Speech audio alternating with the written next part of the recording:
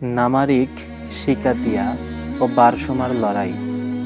হযরত আবু বকর রাদিয়াল্লাহু তাআলা আনহু এর ইন্তেকালের সময় হযরত মুসান্না মদিনায় এসে উপস্থিত হন। আবু বকর হযরত ওমরকে ওসিয়ত করে যান মুসান্নাকে সাহায্য করতে। হযরত ওমর আবু বকরের নির্দেশ অনুযায়ী আবু উবাইদ সাকাফির নেতৃত্বে ইরাকে বাহিনী প্রেরণ করেন।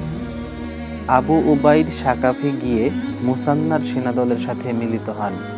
সম্মিলিত বাহিনীর প্রধান ছিলেন আবু উবাইদ। ১৩ই হিজরিতে আবু উবাইদ সাকফির বাহিনী নামারিক প্রান্তের পারসিক বাহিনীর মুখোমুখি হয়। পারসিকদের সাথে মুসলমানদের তুমুল লড়াই হয়, কিন্তু বীর মুসলমানদের কাছে পারসিকরা পরাজিত হয়। যুদ্ধে পারসিক সেনাপতি জাবান ও মারদান সহ বন্দী হয়। ওদিকে পারসিক সেনাপতি নুরশির নেতৃত্বাধীন আরেকটি বাহিনী কসকরে অবস্থান করছিল।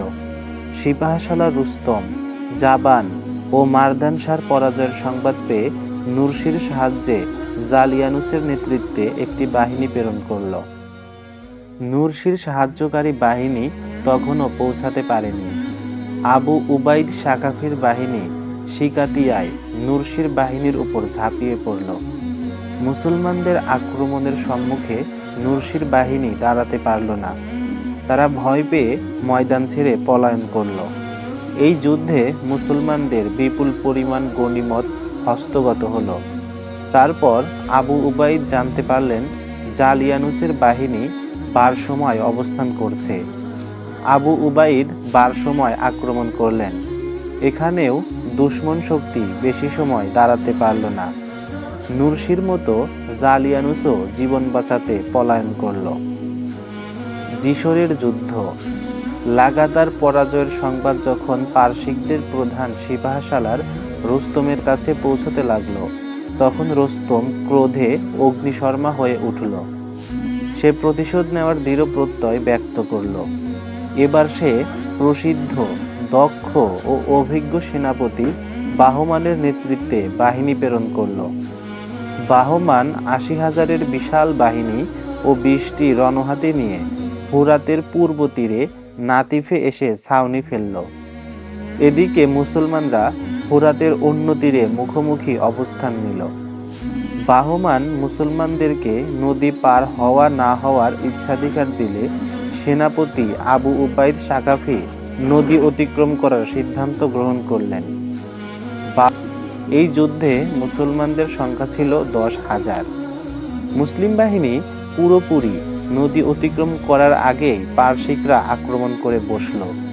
যুদ্ধে শত্রু বাহিনীর হাতিগুলো অত্যন্ত ভয়ঙ্কর হয়ে ওঠে।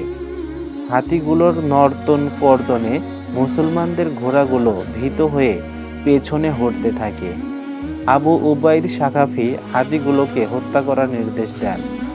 একটা সাদা বৃহত্তম হাতি সবচেয়ে বেশি বিশৃঙ্খলা করছিল। আবু উবাইদ সেটিকে হত্যা করার সংকল্প করেন। তিনি এক কোপে হাতিটির শুঁড় কেটে ফেলেন, কিন্তু হাতিটি তখনও আরো উগ্র হয়ে ওঠে।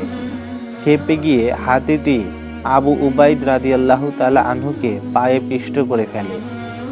আবু উবাইদ সাকাফি রাদিয়াল্লাহু তাআলা আনহু শাহাদত বরণ করলেন। তার পবিত্র রূহ সবুজ পাখির অভ্যন্তরে গিয়ে আশ্রয় নিল। তারপর তার ভাই হাকাম পতাকা হাতে নেন। তিনি হাতিটির সাথে লড়াই শুরু করলে তিনিও আবু উবাইদের মতো শাহাদত বরণ করেন। যুদ্ধের পরিস্থিতি পাল্টে যায়। মুসলমানদের চোখে হতাশা ছেয়ে পড়ে। একে একে ৮ জন সেনাপতি শাহাদত বরণ করলে মুসলমানরা পলায়ন শুরু করে। ঠিক তখন আবদুল্লাহ বিন মারসাদ নদীর পুল কেটে দেন এবং চিৎকার করে বলতে থাকেন, হয় বিজয় অর্জন করো, নতুবা আমিরের পথ ধরে লড়াই করতে করতে শহীদ হয়ে যাও। মুসলিম বাহিনীর এই সংকটময় মুহূর্তে হযরত মুসান্না রাদিয়াল্লাহু তাআলা আনহু নেতৃত্বের বাগডোর হাতে নেন এবং অত্যন্ত বীরত্ব ও বিচক্ষণতার সাথে মুসলিম সেনাদেরকে নদী পার করে নিয়ে আসেন। যুদ্ধে মুসলমানদের পরাজয় হয়। ৪,০০০ মুজাহিদ শাহাদত বরণ করেন।